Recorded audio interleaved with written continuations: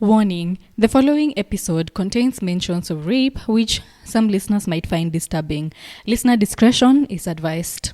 Hi, friends, and welcome back to the Wellness Junction podcast. My name is Jordana, and what an honor to have you join me once again for another empowering conversation. As we have closed out International Women's Month, the celebration of women worldwide, I want to bring you one conversation to close that chapter. Not the end of empowering conversations on this podcast, but the end of our mini-series on women empowerment. So today on the podcast, I have Meso Mary Gorety, who is a girl activist, a young woman who is an activist in Kisumu County, Kenya. And she is also my colleague here at Pamoja community-based organization. And today I bring you the story of Meso, who has risen from seeing the injustices happening around her community to being someone who is actually advocating for young women and for their voices to be heard, not just in the community where they live, but also in very major decision-making spaces. She knows the ins and outs of how to empower young women, to give them their voice. She works with one of our programs here at Pamoja called She Leads, which is sponsored by Plan International. And Meso is just a young woman that is so full of passion for fellow young women. And if you need someone to help you mobilize young women to do an activity, Meso is your go-to person. She is so full of energy, and she really does champion for other people. And she is just an all-round very amazing person. So I am so happy to introduce you all to Meso Mary Gorety for an empowering conversation. And one thing I want you to be on the lookout for is her whole reason for why this empowering young women, especially in underprivileged communities, means so much to her. You are truly in for a treat, and I can't wait for you to listen to Meso. So before we get into it, I really just want to say thank you all for all the feedback that you are continuing to give me on the podcast, both online and in person, and especially on Nancy's story. I have had so much feedback from you all, and one that I wanted to highlight that was actually given to me in person is one of our listeners who said that she really did resonate with Nancy's story, especially because she herself was a mom at such a young age, just about the same age as Nancy. And one of the things that she truly did resonate with from Nancy's story is the fact that when she got her child, as well as a teenager, when she became a teen mom herself, she also received the same treatment from the church as what Nancy shared. She says she was banned from taking Holy Communion.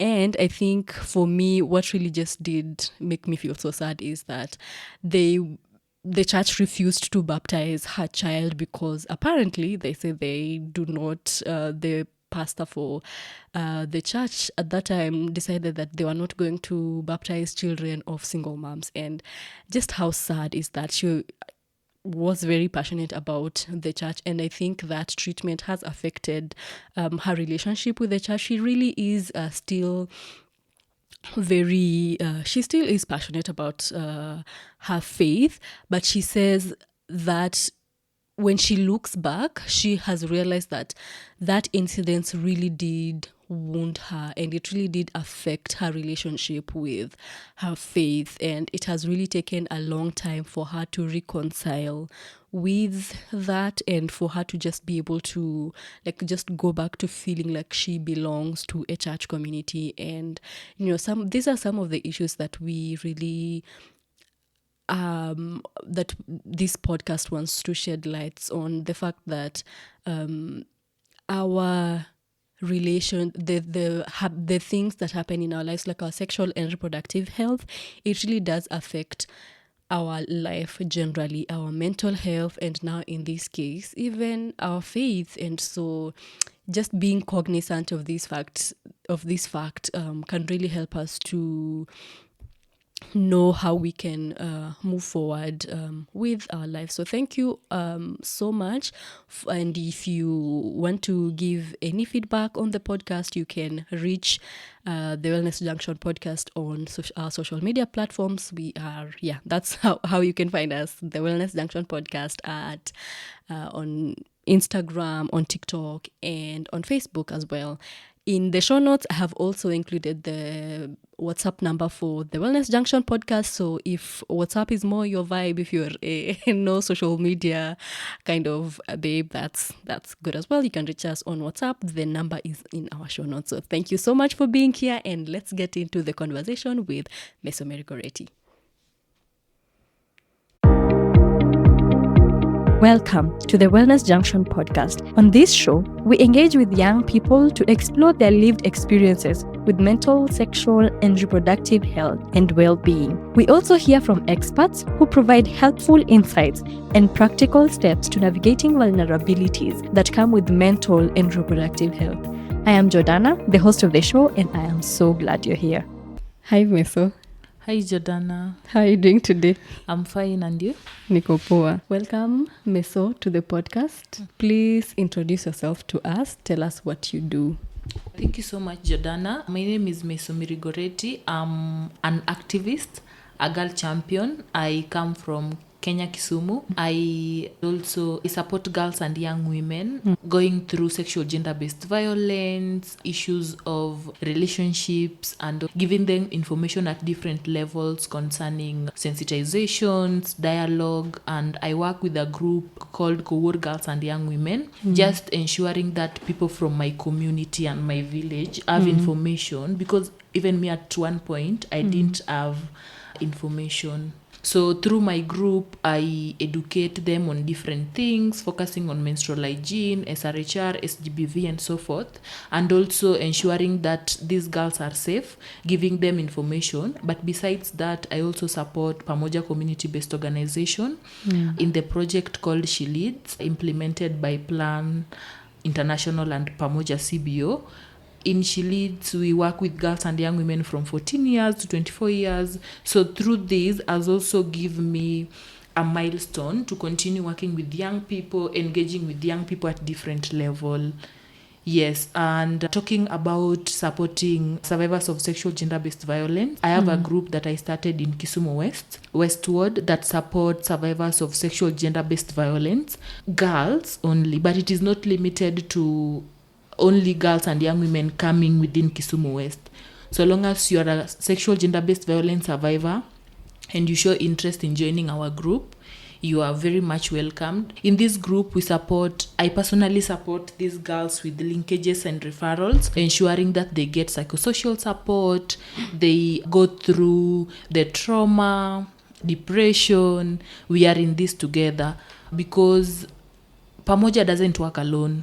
The group is linked to Pamoja, but we have other civil society organizations that implement focusing on different things, and therefore through this it is also a positive impact to ensure that we make the survivors safe by giving them referrals and working with them at different levels, because we want to see, one of our goals is to see that yes, we have girls and young women that went through and passed through the maybe rape, defilement, sexual harassment, and so forth. What of other girls back in the community that are still safe, that have not gone through this? What are the information that we are going to tell them? And what are some of the success stories that we can use from the survivors to educate them that being raped, getting pregnant, getting STIs, getting HIV is not the end of life. And one of the things that you should not see in front of you is suicide. But you can always go through it and overcome it when you speak it out, when you share with your friend, someone that you are close to. So that is how my passion is, working with young people in the community. My goodness, you have already touched on so much. I mean, we can just wrap this project, this episode, and end it there, because you have already touched on so much about the work that you're doing and how it is bringing to the surface the intersection of mental health and sexual and reproductive health. First of all, I have to mention that when Pamoja was thinking about starting a podcast, you are one of the people who are behind the idea of Pamoja having a podcast. And what we have today is like bringing together of several ideas. So please tell us, because you have mentioned about the group of young women that are survivors of sexual gender-based violence. And I know that initially the idea was to have a podcast where they share their success stories. And I'm pretty sure we will touch on a lot of that in the course of this podcast. But I would like for you to highlight for us that experience, just working with those young women, and what made you want to amplify their voices so that other people know that this is actually what life looks like for a survivor of sexual gender-based violence. So please tell us more about that. Yeah, thank you so much. And maybe starting with what really motivated me to start supporting survivors of sexual gender-based violence. So I grew up from a vulnerable family and seeing girls from my community going through a lot of sexual gender-based violence issues, young girls being defiled, girls from 18 years and above going through rape, girls having sexual harassment, and no one is talking about this. They are not getting justice until it reached a point where I start having the information, and then my younger sister went through rape. That was really something that touched me, and I just asked myself, what is it that I'm doing with the information that I have? If my own blood sister can go through rape. Yeah, so this is one of the things that really pushed me to start making these girls and young women at my community know their rights when it comes to violation of their rights and what is it that they can do. Because seeing my sister going through rape after completing her secondary school and waiting to go to college, this is someone that was over 18 years and had information, but having all that, she still went through this. So looking at that, what of those vulnerable and young girls that are below 18 years that doesn't have information in our communities, that are vulnerable in, because when you talk about vulnerability, you can be rich, you can be coming from a very good background, you have everything, you have food, you have a smartphone, you have information, but there is that one thing that will tap you down. So this is one of the things that pushed me to start giving girls information, educating them at different levels, because seeing my sister going through that and having a child out of rape and taking some time before joining college because of this, and justice not being given to her because she kept quiet, did not talk about it until she was 5 months pregnant, going through the process with her, psychosocial support, her being depressed, and a lot of challenges comes with this. And also looking at the community that I come from, we still have the socio-cultural norms, the beliefs that are there, even within the family, that if you are a young girl, you're not married, you get pregnant, they don't want to know how the pregnancy And Yeah, so you will be a burden. You are already a burden to the family because you come from a very poor family. Coming to add another burden of a child in this family is one of the things that is there in the sociocultural norms. So that really affected her as my sister, and also affected seeing this affecting most girls in my community. And also looking at the religious beliefs. You find that you come from a family where maybe your dad or your mom is so religious that they can't allow you to do things that you want to do to make your brighter future, or to see you somewhere being you. So these are some of the barriers that really pushed me to start working with survivors of sexual gender-based violence, and to ensure that those girls that are still safe are even more safer with the information. Yeah, thank you so much for sharing that, and the experience with your younger sister that led you. It sort of gave you even more passion to want to continue to do the work of championing for more information to reach young women. It is an experience that unfortunately a lot of young women, young girls go through in our community. There's a lot of cases for defilement and rape cases that are going on. And just as you have accurately said, no one is speaking up about them. No one is holding the perpetrators to account and telling them, listen, if you do this to a young person, you have to face justice. And then, of course, the other challenge is that young women are left to handle this on their own, not having a lot of support from their families, feeling very misunderstood, and that already causes a lot of burden on their mental health. So, contemplating abortion, contemplating suicide, it just shows how the sexual health and the sexual and reproductive health for young people is very much interconnected to their connected to their mental health. But you have also mentioned the fact that, social cultural norms and religious beliefs also really play a huge role in that. Can you tell us more about how those norms, most of them don't help?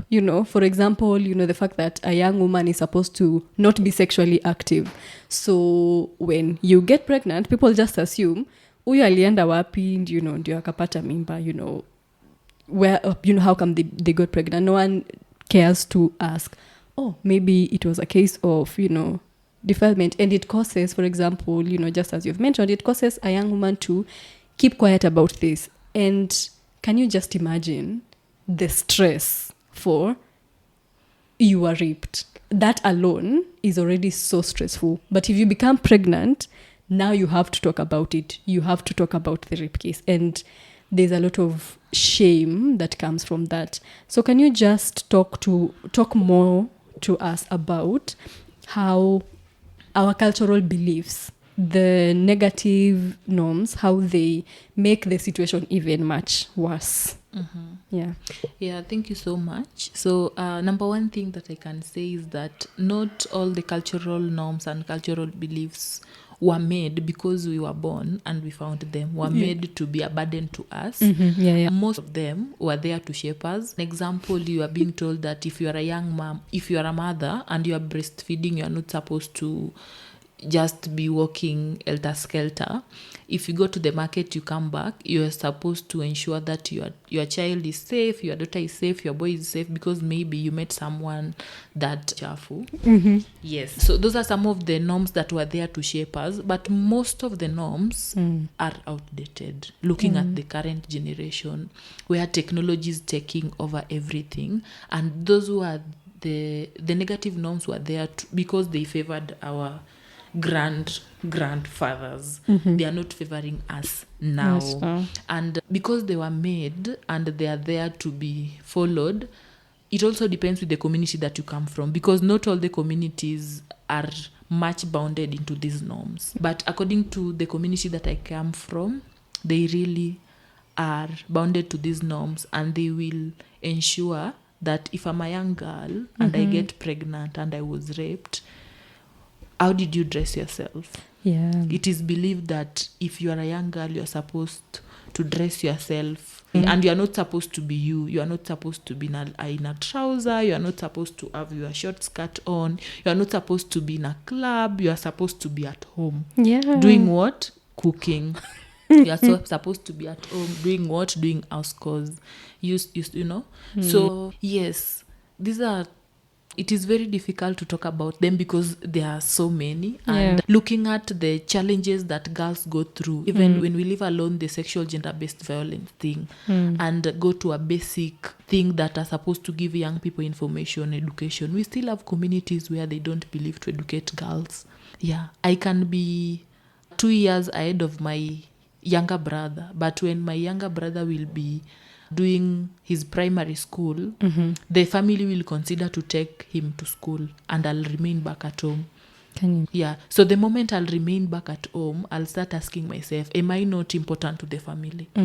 I'll start if I'm not important, they will leave me at home to do house chores, wash utensils, go for water. After that, I'm idle. I'll go out, I'll meet someone, I'll get raped, I'll get defiled, I'll come back, I won't talk about it because no one will listen to me. They will listen to my brother rather than listening to me. No one will say that it was a perpetrator's mistake. Yeah. All blames and burdens will be upon me. Why were you leaving the house? You are meant to be in the house. Where were you going? At what time? What were you wearing? You see? So it's high time, and truth be told, we still have a long way to go. Matters discrimination, matters gender equality. We still have a long way to go, and it's high time we need to change our mindset and work with the things that favors us, and not listening for rules and laws that are there to burden us and not to give us a positive impact in our life. Because this is the reason as to why girls and young women and women will continue to be vulnerable. However much you try to protect yourself, at the end of the day, you will be the one to be blamed. Yeah. The blame. And I mean, even when we're doing our first episode, one of the things that we were just talking about is the shame and the blame and just the stigma. Like, even talking about sexual and reproductive health in of itself is like a taboo topic. It's like, you don't ever speak about it. I remember, when I was there was like a bit of time I was going to boarding school, and when my mom was sending me away, so she was buying me pads, and then she asked me, do you know how to use this? And I said, I don't. And she said, wewe enda huko utafunzwa na your fellow girls in school. Like, just basic information about sexual and reproductive health is looked as taboo to speak about. Hatuongeleleangi, ebu we talk about that. Why do we not openly speak about issues that have to do with sexual and reproductive health? Yeah. So, obvious, the social norms. We had old women, old mamas sitting with their female grandchildren, daughters, and talking to them about matters sex education, and how to handle yourself, how to be disciplined, how to dress, and everything. And nowadays, the only thing that we don't understand is that when we talk about and be linked to mental health, and mental health can be linked to sexual reproductive health, sexual gender-based violence. Why am I saying this? I can be raped now. I will be traumatized. I will get into depression. I cannot think. I cannot do anything because I'm at my lowest. Yeah. When we talk about SRHR, I'm a young girl. I can get pregnant. I can miscarry. The moment I'll miscarry as a young girl, already my mental state will not be the same the way I was. So that is mental health. So these are some of the things that if people can really understand and listen to our views and what we want as young people, because it starts with the younger generation. And one of my suggestions, even when I talk about Kisumu County, we were doing the CIDP 3 budget, County Integrated Development Plan. And one of the things that we wanted as young people is to ensure that SRHR has more budget compared to maybe sports and everything. Because when we give information maybe about sex education at the youngest age, you will grow up with that information, and you will know that if someone does this, that is sexual harassment. If someone does this, that is defilement. What am I supposed to do from zero? What is the pathway that I'm supposed to follow as a young person that his or her right has been violated? So, yes, SRHR is very wide, and so many people doesn't understand how it interlinks with the mental health and SGBV. Yeah, for sure. What, in your opinion, what would you like for people to, for communities especially, to understand about young people? Because like being the age where we are at, like these from 19 to in our early 20s, there's a lot that we are processing. It's not just our sexual health and our mental health. I mean, there is school and then there's career, and we are sort of figuring out, there's relationships, and we're trying to figure out, do we want children, do we not want children, do we want to get married or not? And there is so much that we are navigating as young people, and a lot of times we can feel very misunderstood or not understood at all by the people that are around us, our parents, our siblings. You as a person, from your standpoint, what would you like for people to understand more about what it looks like to navigate the challenges of navigating sexual and reproductive health and mental health? Yeah, so number one thing is that we should understand that young people have their desires, and they also have their principles and what they stand for and what at one point they could like to achieve in their life. So yeah, the most important thing is understanding us, because if I come to you as Jordana, I tell you, Jordana, I'm going through this, I have this boyfriend of mine that is really stressing me, and you don't give me a listening ear, I won't be at ease. My mental health state is not good at that moment.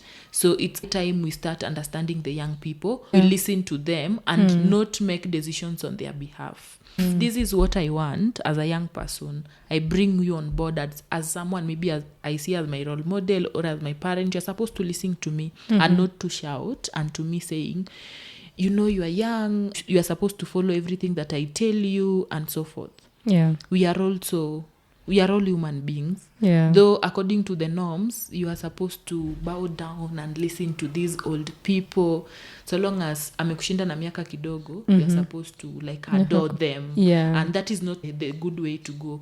Because when we start going that way, wataanza kutubeba ufala.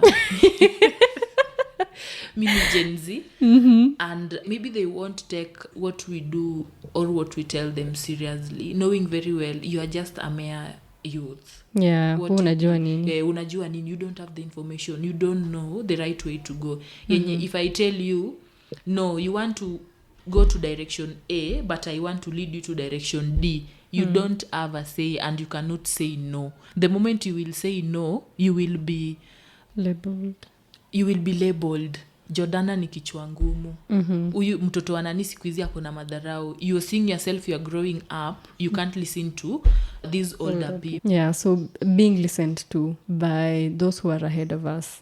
Yeah, I think that really does count, because it helps to create like safe environments where we can actually speak about the challenges that we are going through.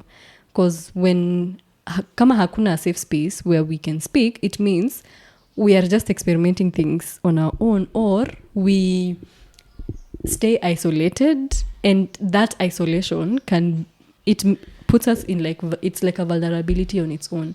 Because when you are isolated, it means you will make decisions that might not help you down the line. And in as much as like someone who is much older can give you like, here is what you can do, or this is the way that you can go, if we don't feel like this is a safe space, then we won't go to them to ask for ideas. And I think that's one thing that I personally have had to learn as I have been growing up, is like there is always someone who is ready to help. But sometimes I don't feel that, because utashautiwa, when you mention that you're having a challenge that has to do with sexuality, they just automatically assume that you are already having sex, even if you just want information. Yeah. And the minute they already assume that you are having sex, now the topic of discussion really changes. It becomes a lecture more than or listening, or So I think I agree with you that for like our communities around us, creating a safe space where we can speak about would really help. So I'd like to, in your work, you interact a lot with young women, and most of them who are in very vulnerable situations. I just want to ask you more about the reality on the ground. What are some of the challenges when it comes to sexual and reproductive health and mental health that young girls are experiencing? I think you have mentioned here and there as we have been going on, but is there anything more you want to tell us on the challenges that young women are experiencing? You can just highlight for us some of those challenges that you're seeing. Yeah, so number one challenge with SRHR is the aspect of stigmatization. When we talk about SRHR, we can talk about contraceptives. I'm a young girl. I want to walk into this facility. I want to go have a family planning method. I'm a young girl, or I'm a young person. It can even be a boy. I walk into this facility. I want to have protection. they will look like you at you are 19 and you are already doing sex. Why is it that you want to have family planning and you are not married, you don't have a child, or maybe you gave birth while you are in school and you really know you are sexually active, you know yourself, you want to get your family planning on. Everyone will be there stigmatizing you, talking about you. It will give you that fear that you will prefer to have raw sex without having on your protection, because when we look at Kenya, our economy doesn't allow you to, I have 100 shillings, so nitanunua unga ama nitanunua CD. So looking at that, the stigma that is within our families, you've talked about parents cannot just sit down and listen to you when you start to talk about matters sex. They will assume Jordana have started doing sex. Umeshajua mingi. Yeah. And they cannot dialogue with you in that line anymore. We don't have youth-friendly services where young people can go, walk into an hospital, you inquire maybe about contraceptives, about your health, you want to test yourself on HIV, you want to do STI screening. People will judge you first before they give you the services. So that is number one challenge. Number two is that most of when I talk about, for example, rape and defilement cases, when you go to the hospital, you are not supposed to be charged. Yeah. But qua ground, what are the things that happened? You will be asked, for me to give you a P3 form, you have to pay 1,050. For you to get STI screening, you have to pay a certain amount of money. Yeah.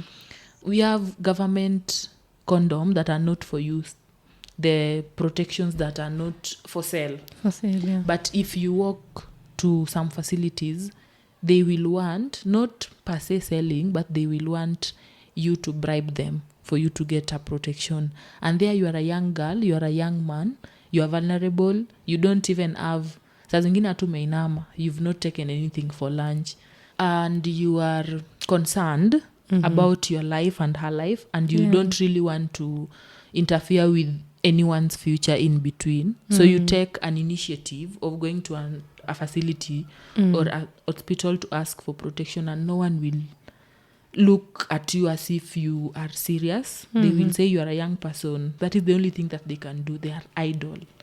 You see? Yeah. Also talking about matters SRHR, we have vulnerable girls at the grassroots community, and we work with most of them. And they don't have information when it comes to SRHR. They don't have information. So lack of information, number one, can lead to you getting pregnant, can lead to you getting HIV, can lead to you getting sexual transmitted infections. And then after that, you cannot access the facilities because you fear. There is that fear, there is that stigma, there is that rejection. So you will keep it to yourself until time italipuka, that you cannot bear it anymore. And everyone will be knowing, because the moment I'll have sex, sijui sitamwagika huko ndani. Unaona, I'll be pregnant, and everyone product having raw sex will be seen with everyone in our communities. So discrimination, where discriminations also comes in, where you are a young girl and you know your rights, you know yourself, and even you are a woman, you are married, unataka kupanga uzazi, and you decide to walk into a facility to seek family planning method. You will be asked, umekujia family planning, does your husband know? And maybe you want to do it because of the husband that you have, and you really know him well, and you understand him, juu naishi na yeye. And no one, you will not be allowed. So you have to involve your husband. So when you involve your husband and your husband doesn't want it, doesn't want to talk about it, we will start issues of gender-based violence. Unapigwa, you don't want to talk, you don't want to move outside the marriage, juu norms zinasema aje, ukishaolewa ni hivyo. Your mother you will call your mother, you will call your aunties, they will tell you, hata sisi, hata mimi baba yako alinipiga na sikuwairudi kwetu. Imagine. So you will stick into an abusive marriage because of what the older generation were doing that does not favor you. You will be going through a lot of harassment in your marriage, you won't talk about it because you don't want to lose your husband, because he is the breadwinner. Yeah. You don't have job as a woman. You don't have job as a young girl. Maybe you are married when you are young. In your line of work, you've interacted with a lot of policies that have to do with like young people in general. Yeah, you may interact a lot of policies and a lot of bills. Because you are in that space a lot, do you think that the policies that we have really work to ensure that youth have the information they need to take care of their sexual and reproductive health and mental health? And what changes would you like to see in the bills that help to protect young people more when it comes to the matters of SRHR and mental health? Yeah, so thank you, Jordana. We have a lot of bills, and even bill, sexual gender-based violence bill, and policies that are there, but the information that are in these policies and bills are not being adhered to.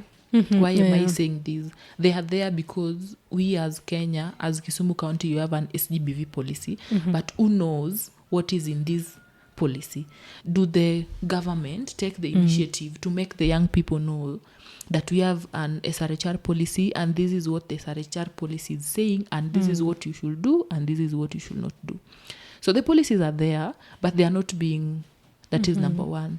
And while coming up with these policies, I usually think that youths are not being involved.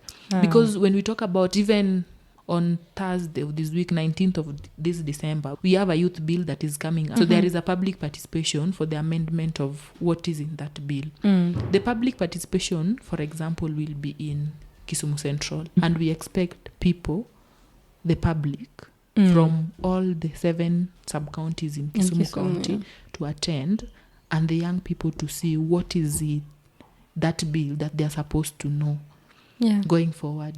Young people are not being involved from coming up with these policies, reviewing these policies.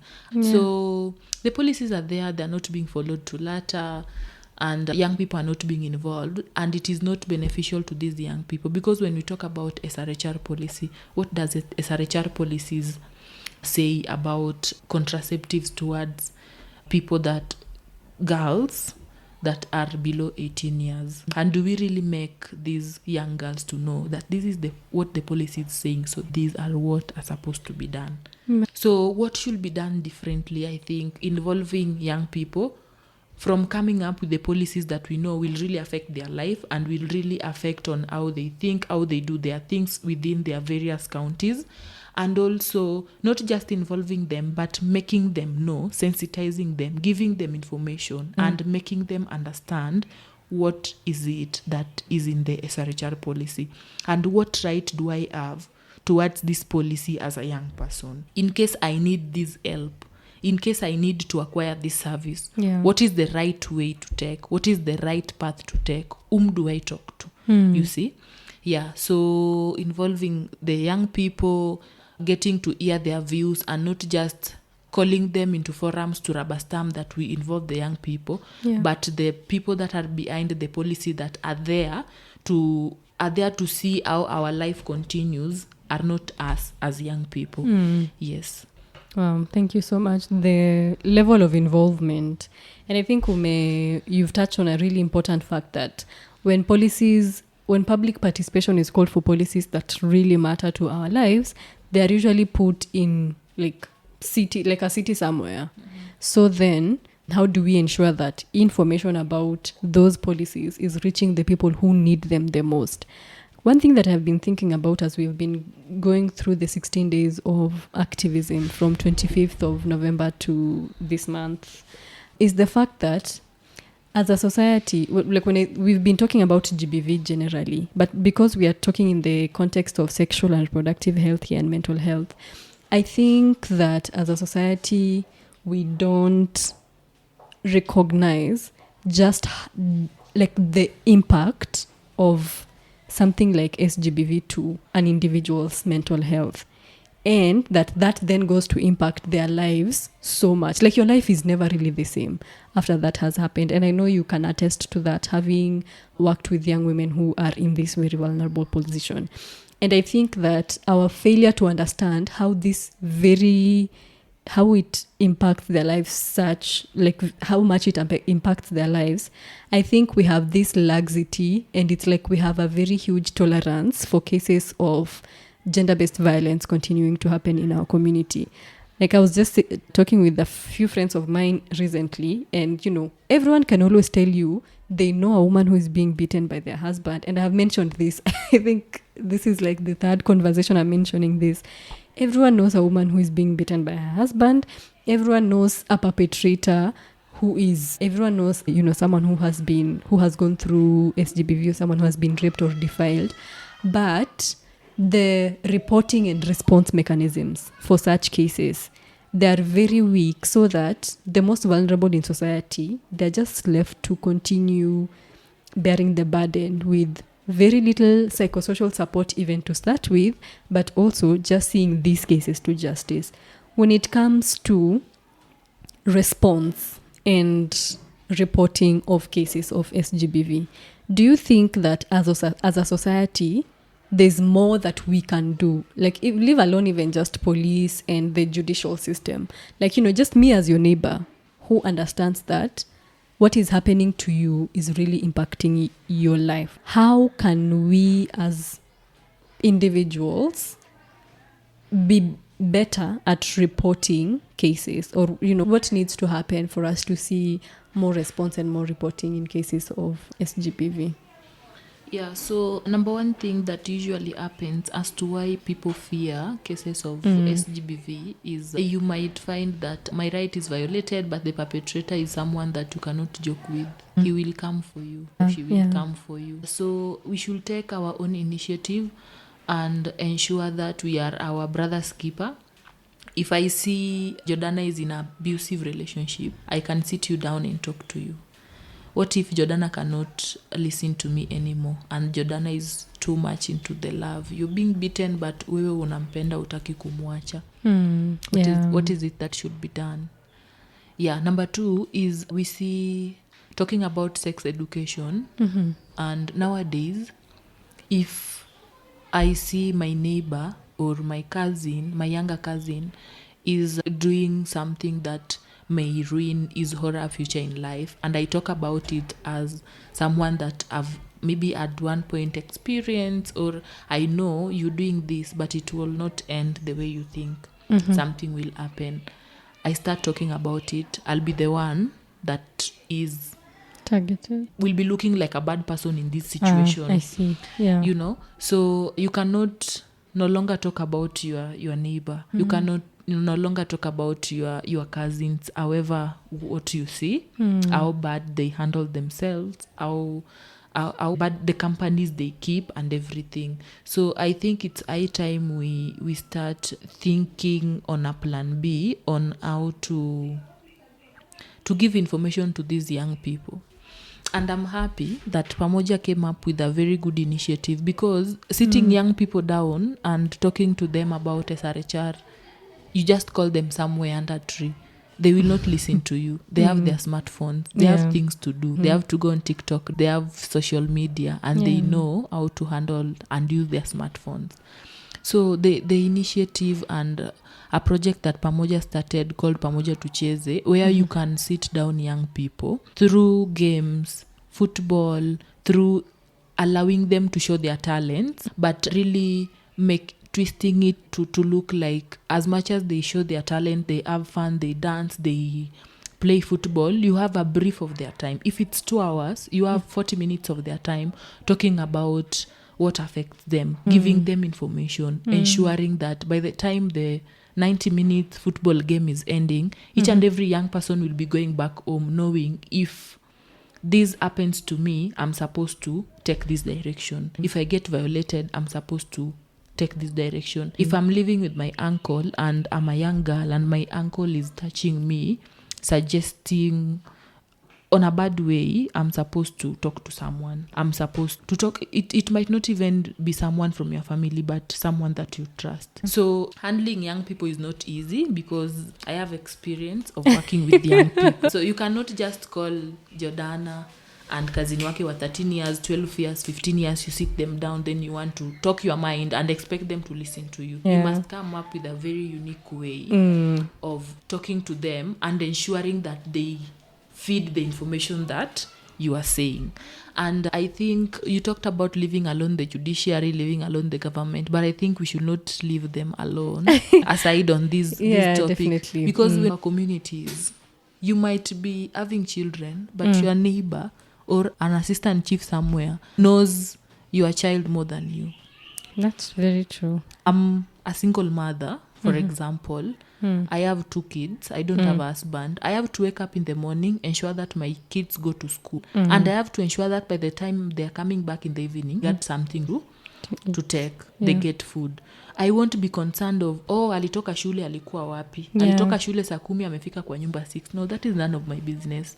You are there looking for food. But that neighbor of yours, that assistant chief, that CV within your area, the movements, the teacher knows movements. So, and also we should embrace the fact that if I come tell you about what I saw or what I think of your kid, you are not supposed to misquote me and let me be a target to the community and everything. You're supposed to listen to me and also give you a leeway of giving your kid a chance and giving your kid time so that you can also see if whatever I was saying was right before you take a step or before you take this direction of doing this.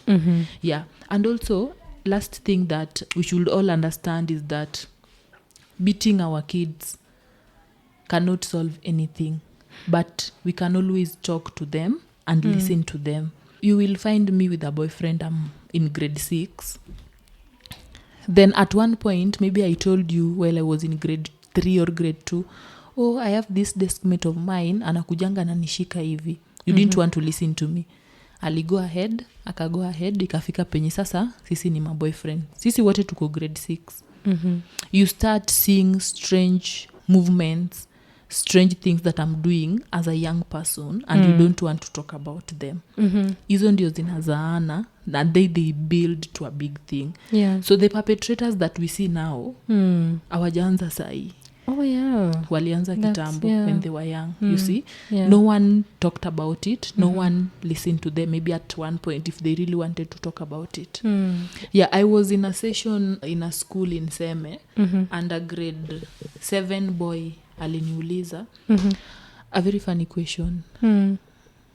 Ako like, asante kwa kukuja kutufunza on menstrual hygiene and SRHR, but mi niko na swali. Saa zingine nikiwanga class alafu nione teacher anafunza, teacher anakuja class ni teacher dem, alafu because it's a mixed school, tuko na pupils who are female in the same class. The moment nitaona tu msichana ameenda kupanguza blackboard, ntambao. So you are in a session with young people. If you don't get back to him in the right direction and knows how to handle that answer, you might mess up with his mind, or you might make him to think twice on whatever the changes that happens in their body. You see? So even the perpetrators that we see now, at one point they were in that age and they experienced what the younger generation is experiencing, and no one is talking about them. And when we talk about our families, no one is always ready to talk about sex education, as we said. You will go back home, uambie mamako, akimami leo nilikuwa shule nikafeel hivi. We bado ni mdogo, ufai kuongelelea maneno za watu wakubwa. Maneno za watu wakubwa siku nyingine itaturn and it will work against you. Sure. Hiyo kusema maneno ya watu wakubwa, that's how we grow up, and then sasa umekuwa mkubwa and then maneno ya watu wakubwa bado haiongelelewi even as an older person. I mean, to this day my mom and I have never spoken about anything that has to do with sex. I mean, we just go through life. I think she just assumes I know what I need to know, or that I'm learning, or that I learned in school. As we come to the end, I would like for you to speak more about linkages and referrals, because that's one of the things that you do a lot, is providing linkages and referrals within, like, you work with so many organizations and you know which organization provides which services. So can you just tell us some of the organizations that you work with and some of the products, programs, or services that they offer that young people can go to when they need to take care of themselves in terms of mental health and in terms of sexual and reproductive health? So I'll start with mental health and SRHR. So in Kisumu County as Pamoja, we partner with so many civil society organizations, and TINADA focuses mainly and implements on mental health and SRHR.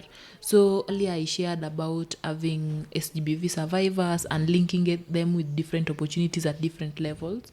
So these are some of the organizations that we really work with, because I might be having a survivor anataka psychosocial support, and as Pamoja maybe we can't manage to give psychosocial support. Someone is defiled, they need to be rescued, to be taken to a rescue center or a freedom house. We have KMET that supports survivors of sexual gender-based violence. They have a freedom house. We have CFAGs that implements in Nyando.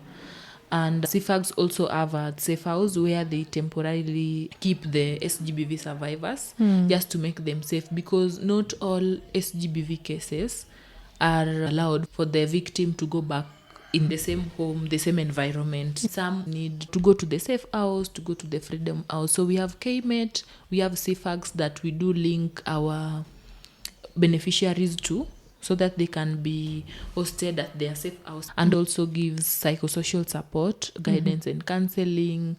We have girls, young people going through trauma, going through depression because of SGBV cases. So that is that. When we talk about SRHR, we partner with the county government of Kisumu and also the sub-counties at different levels. So we work with the CHPs, community health promoters. Before the community health promoters, as organization, we give sensitization, we have community forums, do dialogues at different levels to ensure that we give information to the community, so that if someone is defiled and they need to go to a safe house, they will contact Pamoja will contact KMET or CFAGs. Yes. If a survivor needs psychosocial support, they will contact Pamoja will contact either for mental health or psychosocial support with KMET, you see. And also we have the Ministry of Health that we work with at different levels, because for the SGBV cases, one of the pathway is the victim must be tested and the PRC form written and everything. So we partner with the Ministry of Health and facilities at county, at sub-county levels and ward levels at different levels, to ensure that if in, for example, Kapuonja have been defiled or have been raped, we have a facility in Ojola, we have Chulaimbo, we have Riat, you see. So that's it. And also the county government of Kisumu, where we have NGEC, National Gender Equality Commission. They also help in cases of the SGBV cases and follow up and everything. And also you might find that we have cases that need pro bono lawyers. KMET do provide us with pro bono lawyers for these survivors, so that as they go to courts, they have someone who knows and has the information to speak on their behalf and to help them, because this is the reason as to why most of the SGBV cases does not usually get justice. You come from a vulnerable family, the perpetrator is someone that can manage to bribe. So if you don't have someone strong that have information to stand, you will end up not getting justice and your right was violated, and that was it. Once you've been raped, that is it. You will at some point try to forget about it, but it is a life trauma that you will live with. So those are some of the organizations that we work with. But also different linkages. We can get, for example, we have Equality Now that funds, at one point was funding, I'm not so sure if it still funds KMET, but they were also giving our survivors economic empowerment support, giving them entrepreneurship skills at different levels, so that you can manage to handle yourself financially, to ensure that you work on your financial status as a young girl, as a survivor, as a vulnerable girl at your community. You can start a business, they give business startup kits. Wow, thank you so much. That is a very comprehensive list of some of the places where people can go to help. So thank you for that. Sorry, I was forgetting about the opportunities that are available for the teenage mothers. For example, in the office of the women rep, where we have programs that do take teenage mothers back to school. If you really show interest that you want to go, maybe you dropped out while in secondary school or you were in college and you really want to go back, they take you back to school to pursue or to have the skills that you want to have. And also different funds and grants available at the county level for youths. So we have, for example, my group, it is a registered self-help group. Girls in my group can benefit from these grants from the county government or from the national government. So long as they hear about them, they apply, because I cannot come looking for you. Youths are so many outside here that really want these opportunities. So those are some of the opportunities that as young people we can tap into. And for you to get these informations and to know there is really a grant somewhere. Women Rep is taking back young teenage mothers to school. You is doing this to young people. You should make yourself known. Yeah. And you sell yourself. If I meet Jordana and I know I have skills that might help you in your work that you do currently, why keep quiet? You make yourself known, and it starts from your community. Yeah. I cannot be coming from Kowur village and my assistant chief does not know me, but my assistant chief knows my dad, knows my mom, and not that I'm staying in Nairobi. I'm staying in home. The same village, you know, yeah, and I'm a teenage mother. So you make yourself known, you just try to be disciplined enough, because the community also will label you how they want, but you just be you and do what is right to be done. Yeah. And also interacting with people at different levels, networking, because even as Pamoja, you as Jordana, you're working with Pamoja. Through Pamoja, you will get to know so many organizations that are outside here. And you might tap into an opportunity with another organization that is not Pamoja. And you might want to take your expertise and resources that you have as an individual in the next step. Yeah, definitely. I think you've touched a bit on, I think that will be my final question for your message to us as young people. What do you think we can do for us to take better care of ourselves as far as our sexual and reproductive health is concerned, and our mental health? What actionable steps do you think we can take? So number one, we should not have fear of stigmatization. So long as what you are saying is right and what you are saying is there to be done, you are not supposed to fear anyone. And whatever the age, the background you come from, you know, you have your own expertise, your own skills that can help you at one point to achieve something. And also leveraging on what you have, the resources that you have as an individual, and maximizing the time that you have in this world, because tomorrow is not always promised. So as young people, we should always think locally, but we act globally. Think locally, but act globally. Thank you so much for your time here on the Wellness Junction podcast. Is there anything else I've left out that you would want to talk about? Not really. I know we will still interact, and I still have time to always share my experience in working with young people and serving my community. Yeah, so, and also to appreciate you for taking this initiative to ensure that the project is running, to look for people to talk to, and also, just having passion towards working in this, because also sitting down and listening to people sometimes might be boring, but it also depends with your interest and your passion. If you don't have passion in this, you cannot do it. The same way, if you don't have passion in working with young people, you cannot manage.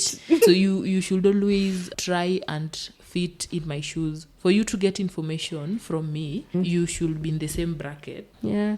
Thank you so much for your time. Thank you for all the work that you do in the community. You are a very people's person. And I think that's one thing I admire about you. You have an ability to get in with people, to know more about people. And I think that makes you very well suited for your job. You know how to bring people together to advocate for people's rights. And I really appreciate you for that. Keep doing the good work that you're doing in the community. And I know better things are up ahead for you. So, hongera kwako. And we will be here with you on many times on this podcast. Yeah, so thank you so much for being here. Thank you so much for having me.